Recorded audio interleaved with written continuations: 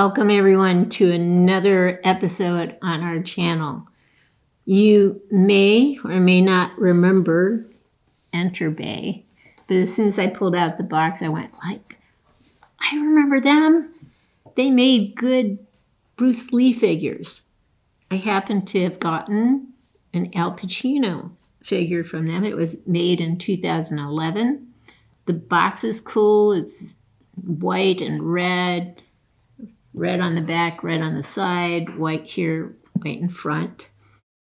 It also, the clothing for Al Pacino is apparently what he wore in Scarface, one of the outfits, a white jacket, white pair of pants, and a red shirt. So the red and white all go together. So we'll pause for a second and I'll take the box away and bring the figure out so you can see it. I've changed the clothes because it's all about what I like, and I don't like the white and red outfit, so I changed it to black, of all things. So anyway, we'll pause now. So gone is the white jacket, the white pants, and the red shirt, and in its place is a black pair of pants and a black shirt and a gun. So I kept him simple, but I did change his clothes to something I would like. And I'm showing you young Al Pacino because I'm going to follow up with a young Robert De Niro. So I thought it appropriate to bring him out first since I got him such a long time ago. So we will pause and get him on a turn tray so you can see him from different angles, and then we'll get some tighter and tighter close-ups. I forgot to mention that Al Pacino in Scarface was a Cuban immigrant who took over a drug cartel and basically surrendered to the greed involved in the business.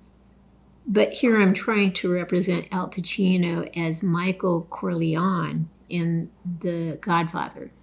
So he's the youngest son of the Godfather, who is played by Marlon Brando. We're going to have another episode that follows this one that has Robert De Niro in it, who played the younger version of Vito Corleone, Marlon Brando.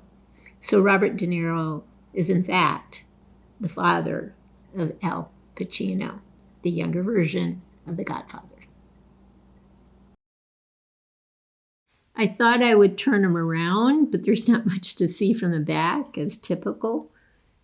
I will turn him from side to side so you can see him from slightly different angles. Let's try this side first, a profile look. All right. And then over here. Oh, look at that look. That's great. He has a suppressor at the end of his weapon, and it looks like he just fired his last shot. Instead of looking around, I think he should be reloading his gun, actually. But this is the best we can do. So we'll pause now and get some even tighter shots of him. As you can see, that face sculpt is awesome, at least from my perspective. We're talking about 2011 now. So I'll turn him slightly again so you can see him from different angles.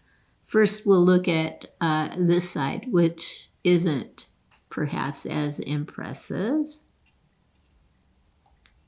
But let's get the side with the firearm, with him looking straighter at the camera.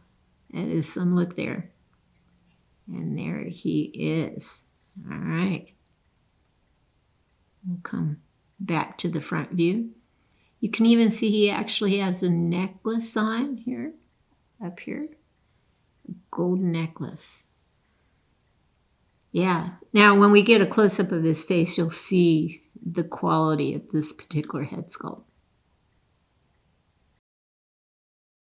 I forgot to mention he has a watch and some rings showing on the hand that is visible. You can see the necklace now more clearly, but look at that face sculpt.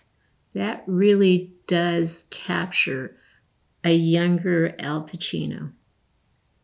Really happy with this particular figure. Here's one last look at our figure, Al Pacino. He looks absolutely awesome. And keep in mind, again, this is 2011. That's a great head sculpt. Anyway, I hope you've liked this blast from the past. And if you've liked it, please consider giving us a thumbs up and subscribing to our channel. In the meantime, everyone, have a great day.